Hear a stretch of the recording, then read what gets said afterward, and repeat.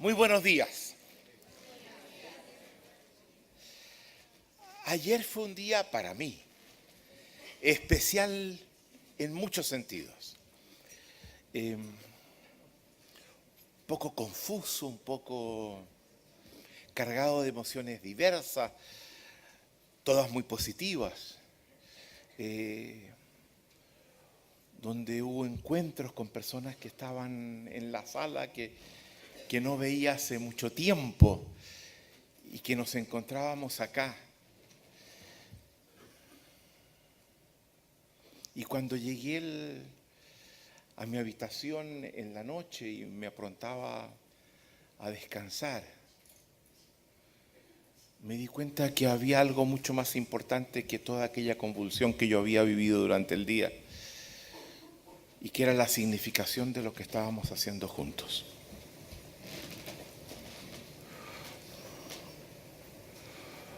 Yo creo que este es un hito, y a mi modo de ver el día de ayer lo confirmó. Logramos crear algo importante. Un espacio en el que, sin esconder matices, diferencias a veces, había un sentido de comunidad, de hermandad, de propósito.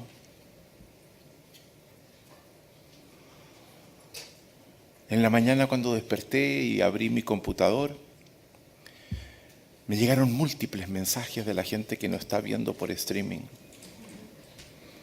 A cada uno de ellos se los quiero agradecer. Y me daba cuenta que lo que sentía anoche de alguna forma expresaba ese reconocimiento de que este es un hito fundamental en la disciplina del coaching ontológico.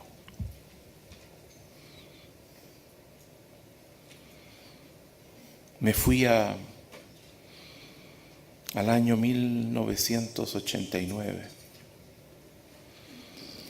cuando con Julio teníamos las primeras conversaciones de iniciar un camino juntos. Me acuerdo conversando en un café en College Avenue. Y si alguien nos hubiese dicho que íbamos a estar hoy día en lo que estamos, habríamos dicho: están locos. Acude a un coach. Ni en nuestros sueños más disparatados éramos capaces de anticipar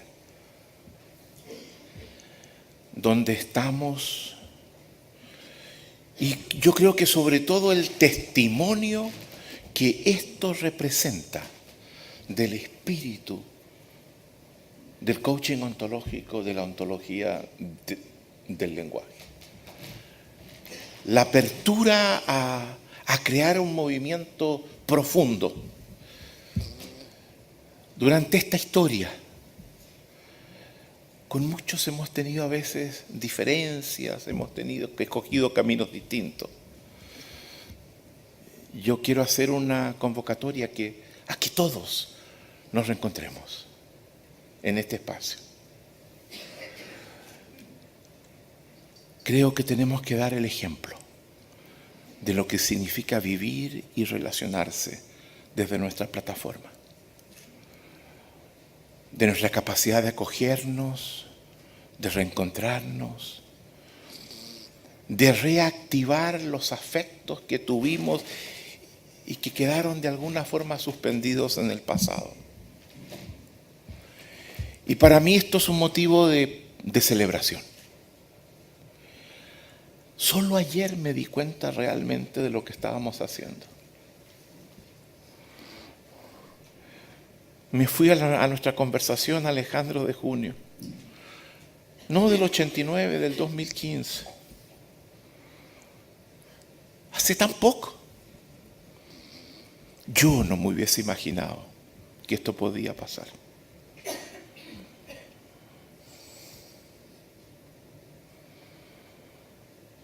Y quiero reiterarte que aquí está tu trabajo. Esto es obra tuya. por sobre todo.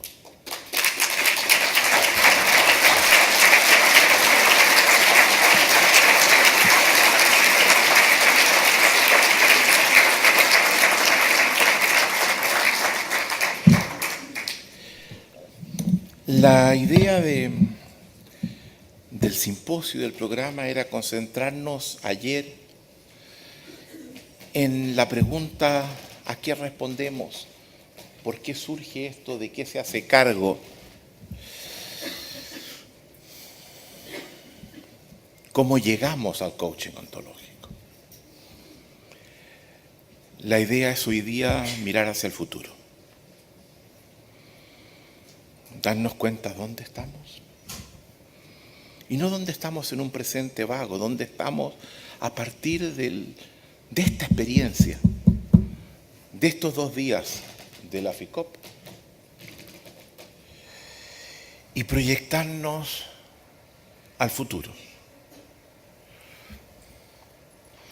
Yo creo que llegamos con el mejor impulso para que el futuro pueda ser tan sorprendente como lo ha sido el pasado y tan satisfactorio como lo es el presente. Pero yo considero que el futuro nos plantea desafíos muy importantes, que es preciso no menospreciar, sobre lo que es preciso hablar, advertirnos de algunos peligros, reconocer algunos obstáculos que vamos a tener que enfrentar.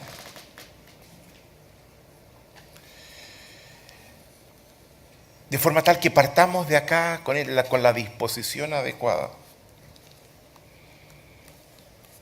para ir a la construcción de ese futuro que esté a la altura de la promesa y la posibilidad que somos en el mundo de hoy.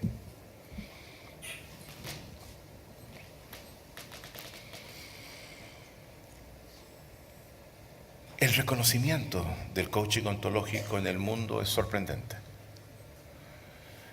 La de gente que se acerca, la atracción que ejerce.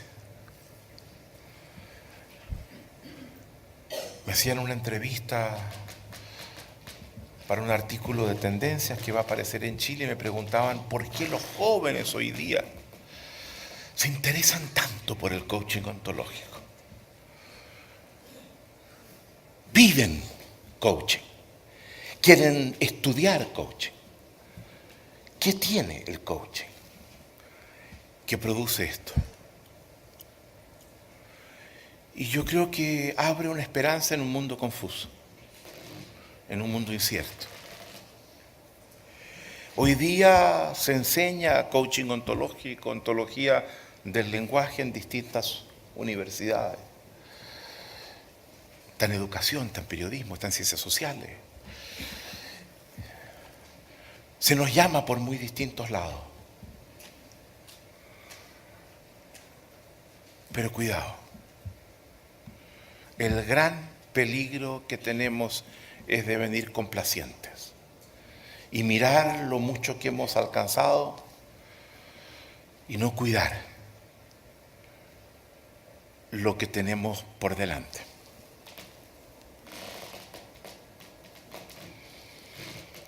No todo lo que viene del coaching ontológico está siempre a la altura de lo que quisiéramos. Y es bueno advertirlo. Es bueno escuchar la forma como algunas personas hablan de nosotros, que no es siempre en positivo, aunque sin duda lo positivo es lo que ha predominado. Y preguntarnos de dónde vienen esos comentarios.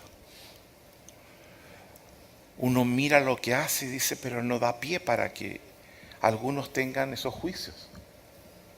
Pero están. Y los juicios tenemos que fundarlos en comportamientos que los inducen. Hay gente que ve en el coaching ontológico a veces una disposición manipulativa. algo superficial, invasiva, poco respetuosa, a veces incluso arrogante y despreciativa. Hace pocos días atrás me hacían una entrevista en la radio y venía una pregunta de un coach ontológico por quien siento amistad y afecto, que me decía por qué se escucha por algunos que ligado al coaching ontológico hay una cierta arrogancia. Yo hablaba de eso ayer. Yo ya sé lo que te pasa. Yo te logro ver mejor de lo que tú te ves. Yo sé lo que te hace falta. Hazme caso. Eso está presente. Y es bueno hablar de ello, porque son cuestiones de las que tenemos que hacernos cargo. Ustedes se dan cuenta que la palabra, el término que yo más he expresado en todas mis presentaciones ha sido esto de hacernos cargo. Y no es trivial, está en el corazón de lo que hacemos.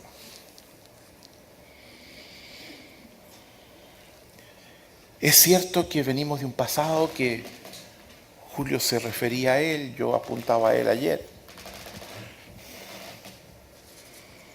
que hoy día ponemos en cuestión, que usaba procedimientos que se pensaban que eran efectivos y que no siempre lo fueron y a mucha gente incluso le hicieron daño. Cuando con Julio creamos The Newfield Group, uno de los objetivos explícitos que nos propusimos fue justamente colocar esta práctica en una plataforma ética distinta. Y ese pasado suena todavía, hay recuerdos, hay experiencias que nos tiñen y que es bueno advertirlo, porque no todo es tan positivo como a veces creemos. Siento que ha llegado el momento de ver dónde estamos, de celebrar dónde estamos, de dejarnos sorprender por lo que hemos hecho, pero también de mirar esas identidades algo críticas de las que tenemos que responder y hacernos cargo. Y entender que el futuro nos obliga a ir disolviendo, a ir corrigiendo esos juicios. Esto que digo, y vuelvo a mi conversación inicial con Alejandro, es una de las razones fundamentales para crear la FICOP. Hoy día el coaching ontológico tiene que hacer un giro fundamental. No podemos crecer vía esparciéndonos en forma inorgánica, en forma espontánea. Está bien, es parte de la fortaleza, pero se requiere que nos encontremos todos los que practicamos esta profesión en un lugar que no solo la cuide, sino que la haga crecer sólida, bella, cada vez mejor, de forma de sorprendernos nosotros mismos de lo que va a devenir en algunos años más. La FICOP surge para asumir ese desafío, para congregarnos después de habernos dispersado, para juntarnos y hacer un esfuerzo conjunto de evaluación, de diseño. Hoy día es el momento más oportuno para lograr hacer eso. Y cuando creamos la FICOP, dijimos, esta tiene que levantarse sobre 3 pilares. El rigor conceptual,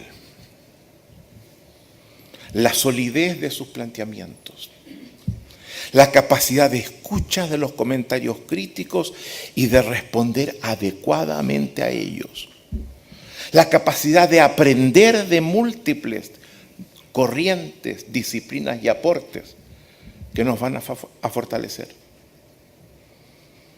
Esto es fundamental. O somos rigurosos o desapareceremos.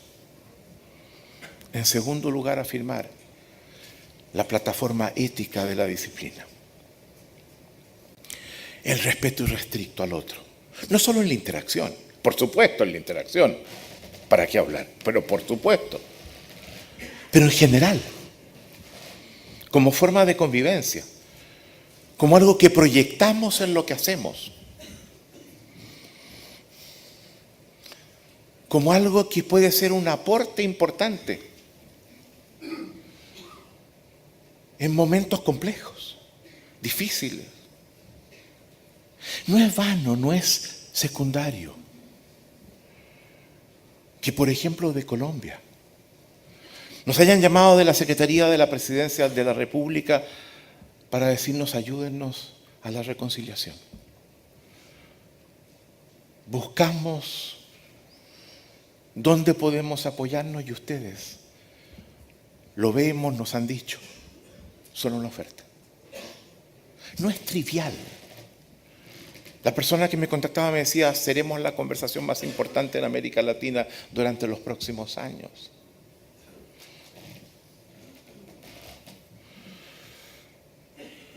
Nuestro rol se extiende más allá de la interacción particular de coaching. La ética es fundamental y la ética, insistí ayer, apunta fundamentalmente a dos dimensiones. La capacidad de recuperar sentido de vida, generando capacidad de hacernos cargo del ser que cada uno es, siendo seres distintos, y avanzar hacia modalidades de convivencia armónicas, que al conjunto de las personas que participan en ella les permite un desafío de llegar a ser mejores para sí mismo y para los demás. Segundo pilar, la ética. Tercer pilar, la capacidad de transformación eficaz. Que tengamos una disciplina que puede mostrar resultados importantes, significativos de desplazamiento en la forma de ser de cada uno en forma consistente, en forma robusta. Que disponemos de herramientas, de un diseño interactivo que produce esos resultados que la gente aspira.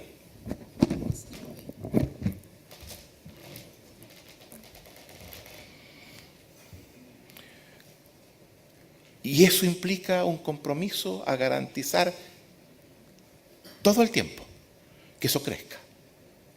Los tres pilares no son una descripción de lo que somos, sino de lo que queremos ser, de lo que debemos ser.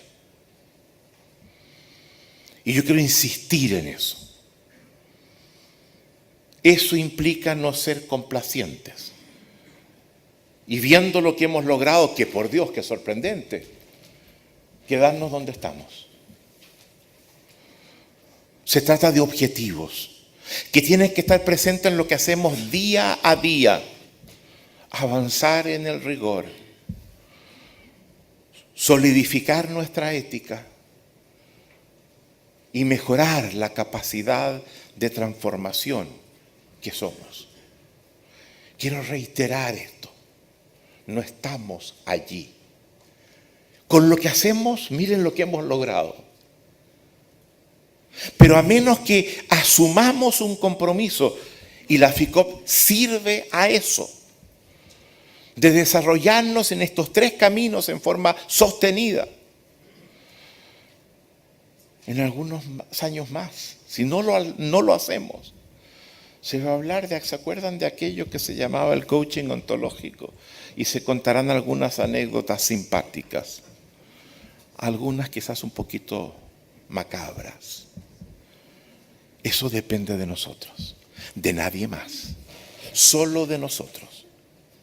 Y no de algunos que nos paramos adelante o que asumimos roles de dirección, no de Daniel, no de quienes están en el comité ejecutivo de la FICOP. Depende de cada uno de nosotros.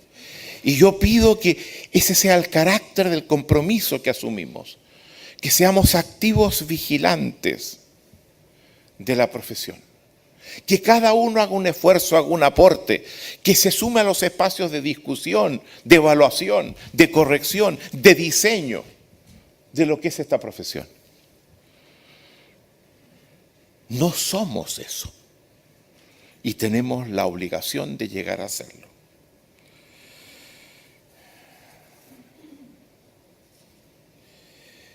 A partir del éxito, como expresión del mismo éxito, enfrentamos algunos desafíos importantes.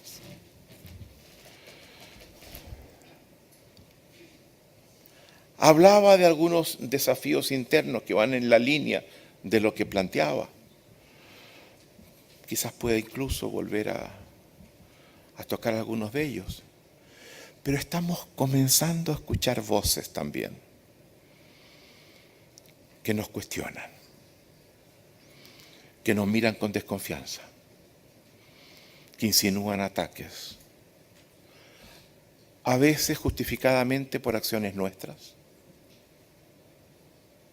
a veces por temores, por la amenaza que representamos. Un caso especial es en el campo de la psicología, que ha sido una gran aliada nuestra. En muchas escuelas de psicología se ha incorporado no solamente el coaching ontológico, sino aspectos centrales de la propuesta. Pero no deja de haber algunos que ya comenzaron a levantar su voz, que dice, ¿qué tienen que hacer ustedes en este campo que nos pertenece a nosotros? ¿Qué saben ustedes de las cosas que nosotros nos han enseñado que son fundamentales? ¿Por qué la gente está yendo a verlos a ustedes y no vienen donde nosotros? Esas voces las estamos escuchando. Y yo creo que es importante hacerse cargo de eso. Hacerse cargo delimitando espacios. Diciendo, el coaching ontológico, en primer lugar, dejémoslo claro, no se hace cargo de psicopatías. Cuando se encuentra con una psicopatía, la deriva, a menos que sea un psicólogo o un psiquiatra que lo pueda, en ese rol, abordar. Nosotros no somos una práctica terapéutica. Y eso es muy importante reconocerlo, no estamos para sustituir al terapeuta. Nuestro dominio es un dominio de aprendizajes profundos, que son pertinentes para cada ser humano, no de terapia. No estás enfermo porque vienes a una interacción de coaching. Estás consciente de que algo no estás viendo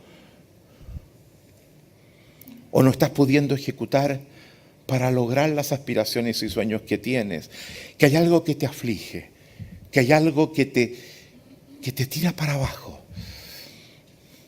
que te angustia, que te hace sufrir, pero no es porque estés enfermo. Ahora, digámoslo también, la psicología no es solo una herramienta terapéutica. Aquí en Argentina hay una escuela de psicología para gente sana, donde hemos tenido gente importante que se ha formado como coaches ontológicos. Y ahí podemos compartir espacios. Pero por un lado, hacer la distinción, delimitar espacios y tranquilizar al terapeuta que no estamos invadiendo ese espacio. Por otro lado, de nuevo, cuidando muy profundamente lo que resulta de nuestras propias intervenciones.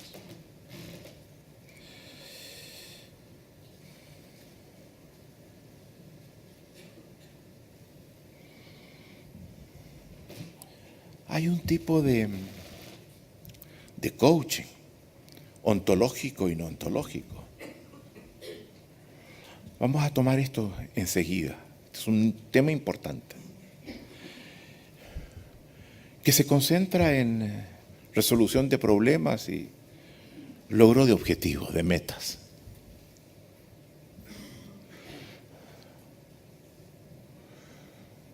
Y está bien, podemos cumplir un rol allí. Pero no estamos llamados para quedarnos allí. Vamos mucho más allá de eso. Eso sin duda podemos contribuir. Pero el objetivo que tenemos como profesión, como disciplina,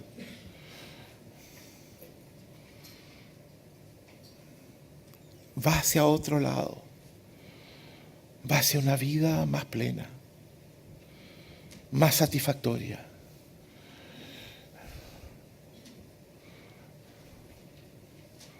Va a abrir caminos para alcanzar momentos de felicidad que no son esquivos,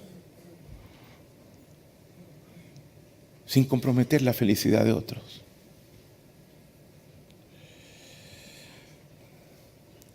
Dentro de nuestra profesión, yo creo que estamos en un punto de inflexión importante. Porque hasta ahora, muchas veces, cuando se mira el dominio de los coaches ontológicos, y hay gente que nos los dice, oye, ustedes pelean como gatos, ¿eh? Las rivalidades entre ustedes no se compadecen con lo que dicen. Las peleas por ciertos clientes, la antropofagia que desarrollan. Y esas son las cosas que más duelen. Y yo pienso que justamente lo que estamos haciendo es un punto para revertir eso. Daniel ha insistido una y otra vez en lo que ha sido la experiencia en Argentina y que estamos ya logrando en la FICOP, de aceptar que tenemos diferencias, que está bien, que nos van a enriquecer, que algunos van a sintonizar más por un lado, que otros van a sintonizar más por otro lado. Pero que es tanto más importante lo que nos une y el futuro de esta profesión, que esas diferencias, que esas rivalidades.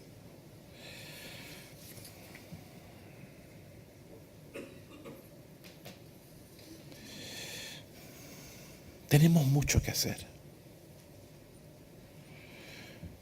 Tenemos mucho que hacer para colocar el ejercicio de la profesión en una base mucho más sólida, eludiendo recursos a veces algo superficiales o efectistas, recursos que sabemos que en ciertos momentos podemos dejar caer.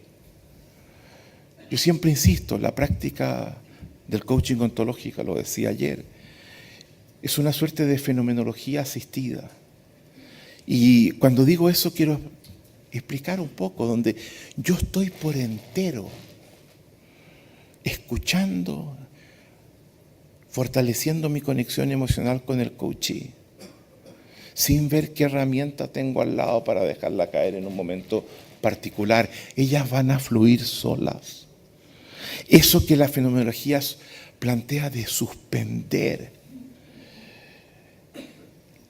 el apego a teorías en el momento del coaching, a herramientas, a artefactos, a repertorios. Este es el momento de aplicar el repertorio de víctima-protagonista. Este es el momento de aplicar el repertorio de fijar límites y decir que no. Este es el momento de aplicar el repertorio y empezamos a acudir a repertorios. Además que los vemos que en ciertos coaches, cada vez que los vemos interactuar, los repiten una y otra vez. Aquí tenemos el coach del repertorio víctima-protagonista. Aquí tenemos el coach de di que no, a ver, y hagamos el ejercicio. Di, no, a ver, no. Y uno dice, a ver, pero ¿qué es esto? Ahí la fenomenología se pierde porque se pierde la conexión donde tengo que suspender todo eso. Y no digo que en ciertos momentos no sea pertinente hacerlo, porque claro que es pertinente. Pero no hacer que los momentos vayan al repertorio y no que los repertorios vayan a los momentos en los que esto se exige. Y eso es fundamental. La conexión emocional es el secreto del coaching. Julio habla de la magia del coaching. Pues bien, para que esa magia se manifieste, su sustento es la conexión emocional. Es mi entrega al otro. Porque es muy lindo esto de lo que pasa en esta práctica. Porque vemos dos personas teniendo conversaciones de una profundidad como posiblemente no hemos tenido nunca. Completamente comprometidos y presentes en la conversación. Un diálogo en una expresión sorprendente. Pero es un diálogo curioso. Porque uno de los protagonistas del diálogo, uno de los interlocutores, está parcialmente apagado. No habla de sí. Está para reflejar en su mirada la mirada del otro. Está para hacerle de espejo. No está para contarle lo que yo pienso, lo que yo creo, el equipo de fútbol que a mí me gusta. Se esfuma como el ser singular que es, para que la singularidad del otro. Nosotros trabajamos con la singularidad. Por eso que el coaching ontológico, yo hablaba ayer, la importancia de la hermenéutica. Perdón. La hermenéutica es el acercamiento a la singularidad de las interpretaciones. A diferencia de las ciencias que buscan leyes universales, yo busco la verdad que tú eres, no la verdad que voy a poder replicar en una y otra situación. Esa verdad que se va a clausurar en el momento que la interacción termine. Y donde tú te muestras de una forma que es absolutamente tuya y que va a emerger en la forma como hemos conducido la interacción.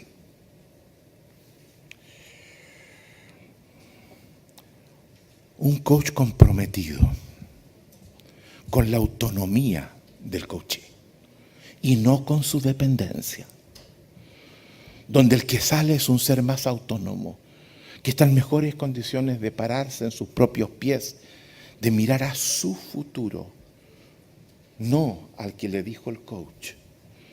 Que lo que el coach le permite es justamente asumirse en esa singularidad. Asumirse en esa singularidad. Y diseñar su futuro único, particular, que le corresponde.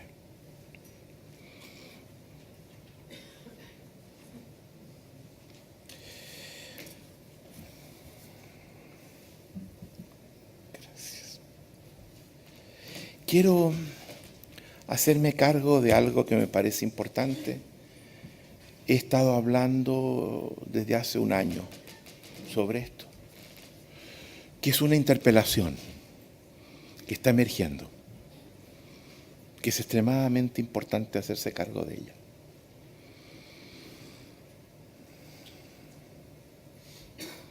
Que apunta en lo fundamental, por lo que yo tengo registrado ahora, a dos pensadores alemanes que vienen de la Universidad de Friburgo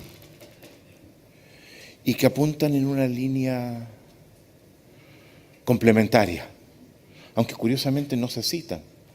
Vienen de la misma universidad, uno de la filosofía, otro de sociología, y hacen una crítica que convergente y que yo creo que estamos en la obligación de escuchar. Me refiero al filósofo surcoreano Byung-Chul Han, que ha sacado un conjunto de libros, es un filósofo muy prolífico, donde hay tres que yo siento que tenemos que leerlos, pensarlos. La Sociedad del Cansancio del 2012. Sociopolítica, neoliberalismo y nuevas técnicas de poder, 2014.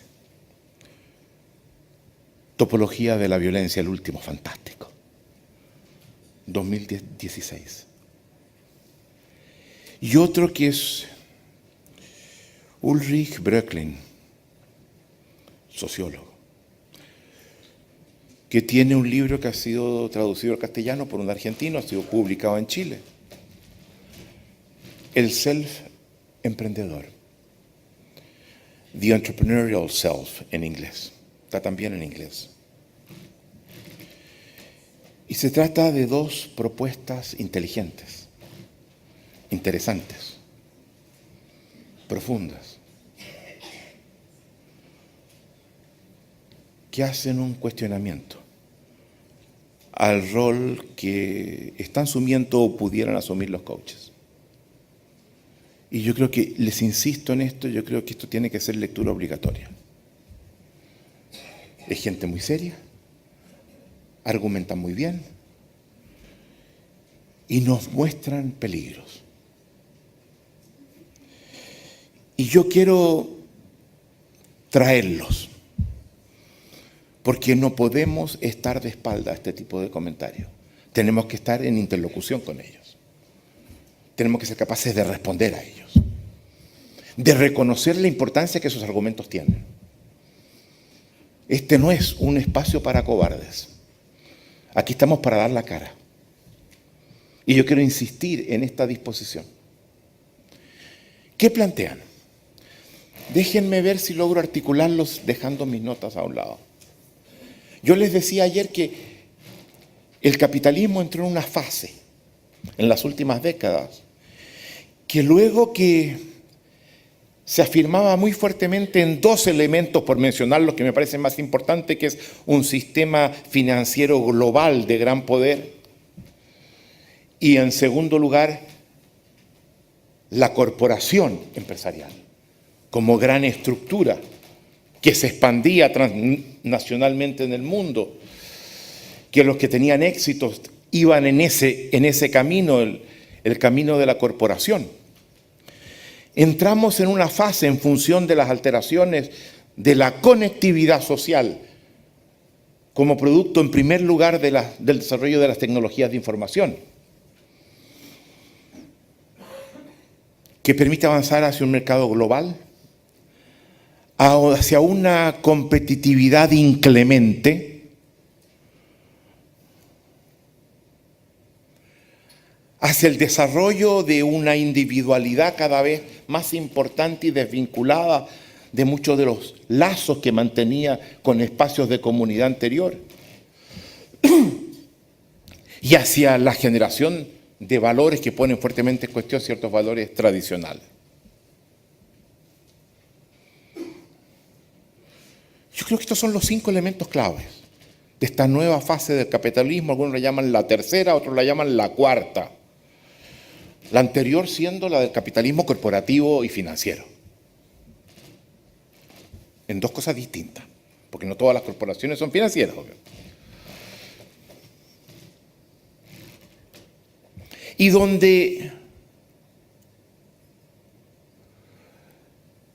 pasan al menos 2 cosas, pasan muchas cosas, pero quiero recoger 2 cosas que me parecen importantes, porque no van en la misma dirección. Con el impacto que este nuevo escenario va a generar en los individuos y el sentido de autonomía individual, de libertad individual que hemos alcanzado, que es sin precedentes. Surge un movimiento que se expresa con mucha fuerza en la década de los 60, en los movimientos estudiantiles de los 60, que si uno los examina, particularmente los de los países desarrollados, no los de América Latina, que estábamos con otras claves, pero los que pasan en Francia, en Alemania, en Estados Unidos. Y uno se pregunta, a ver, ¿de qué se trata? ¿Qué los mueve? ¿A quién responden? Que es la pregunta que hacíamos ayer. ¿A quién responden?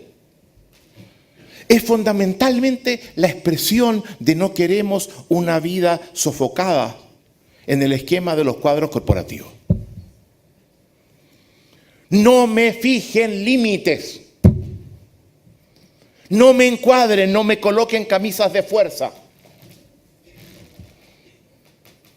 Seamos realistas, pidamos lo imposible. ¿Qué significa eso? No me predefinan lo que es lo posible. Déjenme siempre inventarlo.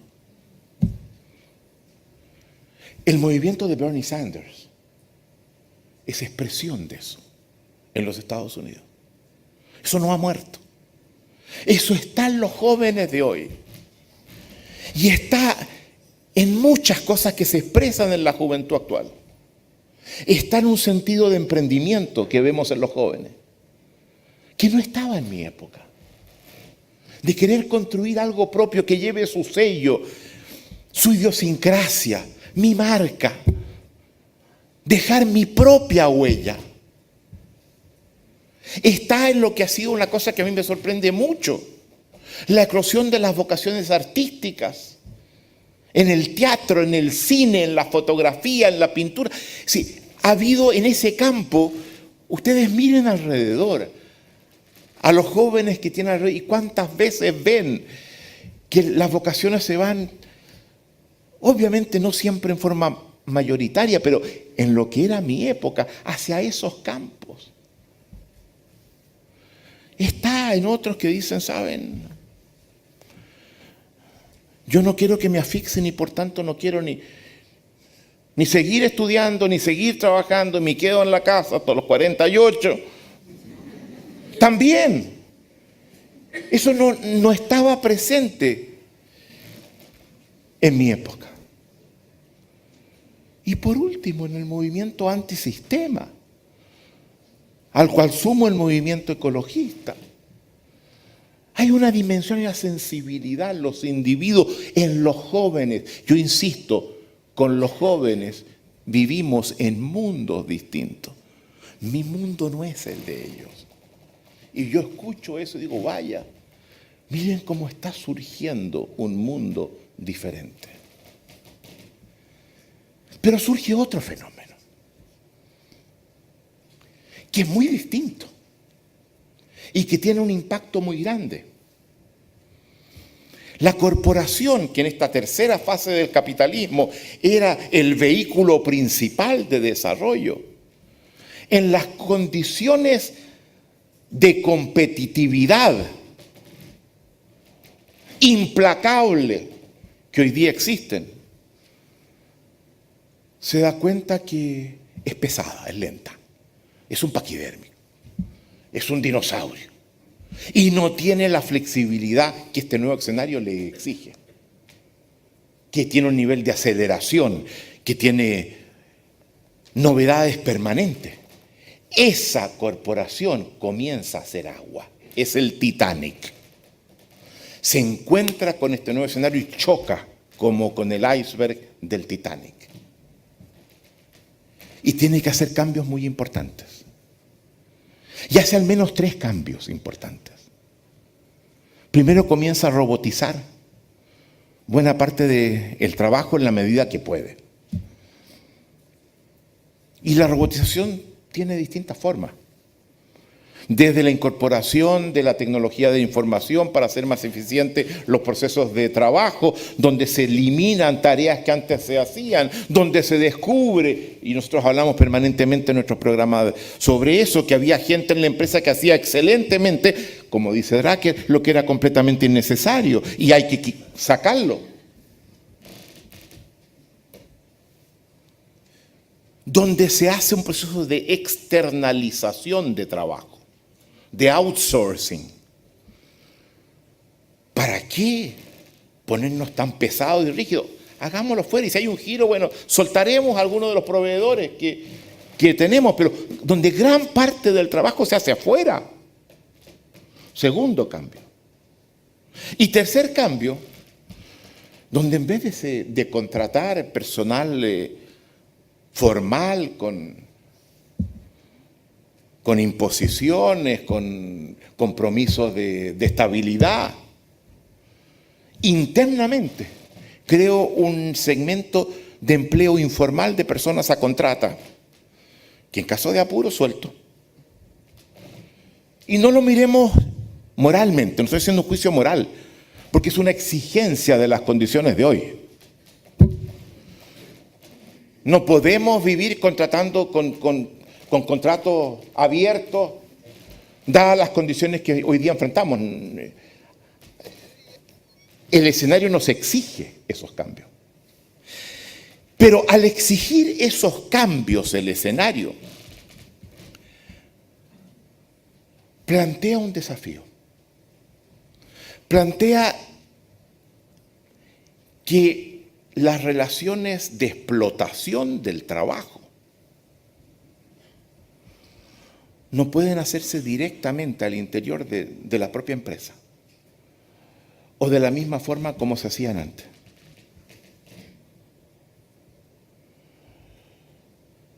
No puedo hacer apretando adentro, exigiendo adentro, donde el jefe es el que se encarga de obtener los máximos rendimientos de sus trabajadores por la vía de recursos de distinto tipo.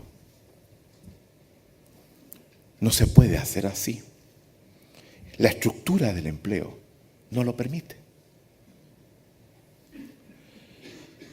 Y frente a esta situación, el capitalismo busca alrededor cómo desarrollar formas de violencia y de explotación no tradicionales. Y se encuentra con una propuesta que surge con motivos completamente distintos. Una propuesta de una ontología sustentada en el criterio del poder y no del ser como los griegos o del deber como los medievales. Una ontología centrada en la capacidad permanente de alcanzar opciones de transformación. Se encuentra con esta propuesta que viene de Nietzsche, que viene de Heidegger. De Nietzsche, que nos plantea esta recuperación de nuestro potencial de transformación en la vida para avanzar hacia un ser más pleno, más rico. Esta concepción donde Heidegger nos plantea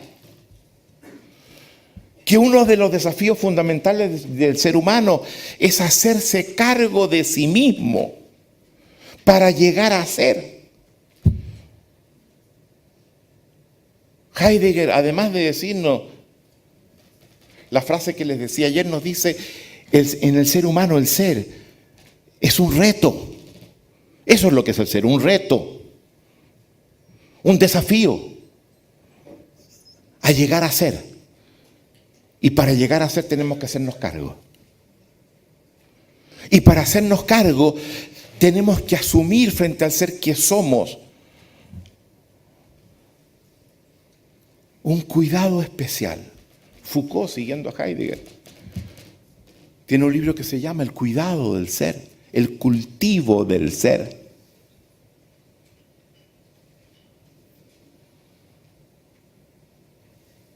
Y el capitalismo se da cuenta que esto le sirve. Le sirve. Porque si logra introyectar la ideología de que siempre puedes más,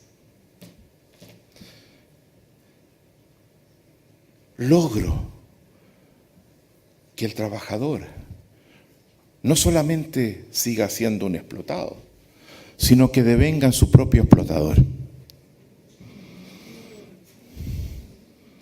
Donde siempre puede más, puede rendir más, sirviendo mejor al sistema, a la empresa.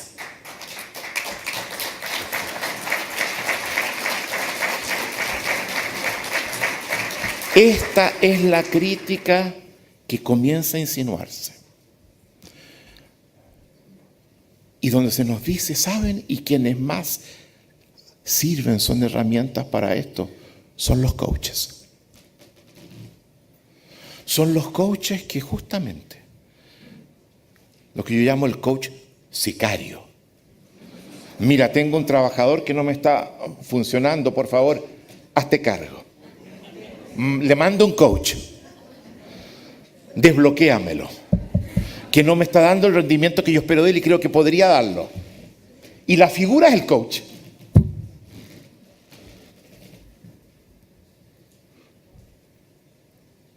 La figura es el coach. Y cuando ellos dicen, ¿quién está sirviendo mejor? Esta nueva ideología del neoliberalismo.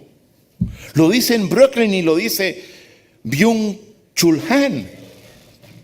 Son los coaches. Son los coaches con toda una forma de concebir que le están diciendo además al individuo.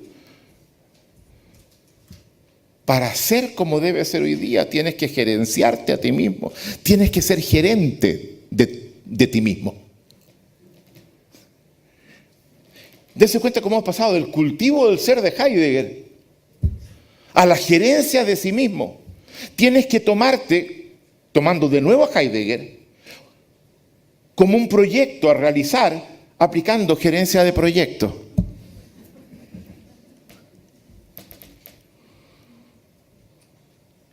Brillante. Yo no sé cómo pero aquí, no es que a ellos se les ocurrió, es que de alguna forma, a ver, la filosofía siempre expresa condiciones históricas concretas. Eso es muy importante entenderlo, por eso que yo ayer comenzaba hablando desde la historia y no desde el pensamiento. Hegel lo dice, la filosofía es como el búho de Minerva, que inicia su vuelo en el atardecer, cuando ya el día ha transcurrido. La filosofía inicia su vuelo cuando ya hemos tenido un día de práctica, de vida efectiva, y articula el día ya pasado. Entonces, cuando ellos dicen lo que dicen, no es que estén inventando esto, es que sienten que está pasando. Y si no es este el lugar para hablar de estas cosas, no tenemos otro, ¿se dan cuenta ustedes? Y yo creo que aquí hay algo muy importante que tenemos. Uno, que enterarnos, que es una crítica inteligente, es una crítica interesante, que nos plantea desafíos y decir, no, a ver, pero todo lo que dijimos ayer no era para hacernos cargo del rendimiento del capitalismo. Esto surge para otra cosa, pero el capitalismo es rapaz. Y así como toma la figura del Che Guevara y la transforma en camiseta, toma la ontología del lenguaje, toma Heidegger, toma Nietzsche, toma el coaching y lo utiliza para sí. Y tenemos una disyuntiva entonces. Tenemos una voz y la posibilidad de demostrar que eso no es lo que define lo que buscamos. Nosotros en la articulación que hacemos en lo que enseñamos, sostenemos que esta propuesta, en lo que yo defino los ejes y principios del Lichtung, del claro ontológico. Estuve bien, Pablo. ¿Ves? Julio, hay que hablar en alemán a veces. Claro. Hay 3 ejes y 4 principios. El primer principio es el de los resultados. Es elegir los resultados como pauta ética de nuestra existencia. Evaluemos nuestra vida en función no de las intenciones, no de las justificaciones, no de los esfuerzos que hice. Evaluémosla en forma estricta a partir de los resultados. Primer principio de la propuesta. El principio de los resultados. Y eso lo articulamos en el modelo SAR. Los 4 principios son el de los resultados, el de la acción, el del observador y el del sistema. Los 4 elementos claves del modelo SAR que enseñamos. Y cuando trabajamos con el tema de los resultados, decimos, el tema de los resultados nos permite rearticular nuestra concepción de la gerencia. Porque decimos la gerencia, desde el claro ontológico, es una práctica conversacional orientada a garantizar resultados. La gerencia, ¿qué significa garantizar resultados? Alcanzar los objetivos que nos planteamos y resolver los problemas que en el camino enfrentamos. En tiempos determinados y en un entorno complejo, incierto,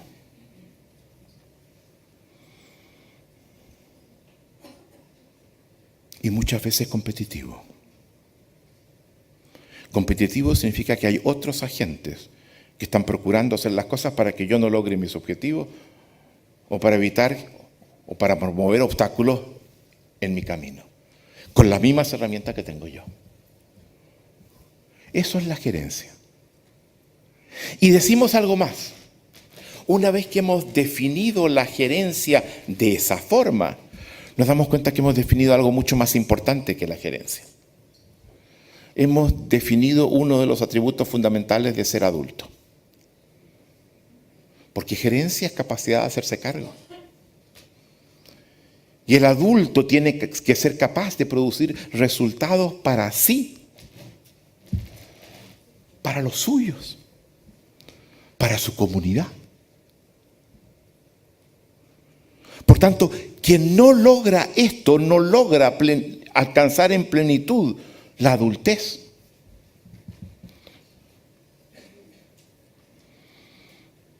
La adultez no se alcanza porque uno llega a los 18 años. Yo coloco personas de 60 años que todavía no llegan a ella. Y justamente porque una de las cosas que les falta es esto. No logran hacerse cargo de sí mismos. Hay otros dos rasgos de la adultez. La capacidad de hacerme cargo de las consecuencias de mis acciones. ¿Las haya buscado o no? Pero en la medida que provienen de mis acciones, yo soy responsable y debo hacerme cargo. Segunda vez que me hago cargo. Y la tercera, la capacidad de anticipar y diseñar futuros. Fundamental. Somos un proyecto. Entonces estamos casi calzados para que se nos haga esta crítica. Estamos soplándola. La estamos soplando. El problema reside en cuáles son los resultados que vamos a servir. Ese es el punto. Y esto es fundamental colocarlo en el centro. No son los resultados que nos permiten ganar ventajas con la competencia. Son los resultados del dominio de la ética, del sentido, la convivencia, el bienestar, la vida plena, el buen vivir. Y estos autores dicen, por esta vía, por esta introyección, esta concepción que me hace ser a mí mismo explotador y explotado, terminamos fundidos, agotados, cansados, burnt out, en último término deprimidos, y terminamos sirviendo exactamente lo contrario de lo que estamos planteando. De ahí el título del primer libro que les mencionaba del coreano, La sociedad del cansancio. Y estamos repitiendo el antiguo mito de Sísifo, ese personaje de la mitología griega que lo condenan los dioses a subir una roca pesadísima a la punta de una cumbre, y cuando la colocan cae y tienen que volver a hacerla, y cae y tienen que volver a hacerla, y cae y tienen que volver a hacerla. Porque el espacio de las posibilidades no tiene límite, salvo el que nosotros le planteemos, porque más allá de él comprometemos la plenitud de nuestra vida. Y tenemos que tener claro que cada individuo tiene que ser capaz de advertir dónde yo paro, donde cumplo con lo que me propuse, más allá de lo cual comprometo el ser que soy y dejo de hacerme cargo de él. Hay un punto de inflexión en ese ser que debemos construir, más allá del cual lo destruimos. Y esta reflexión es fundamental tenerla. Y es fundamental que esta inquietud el coach la comprenda, la asuma y esté advertido de ella. Cuidado con seguir empujando. Cuidado con obligar de nuevo al coachí a seguir subiendo la piedra a la cumbre de la colina.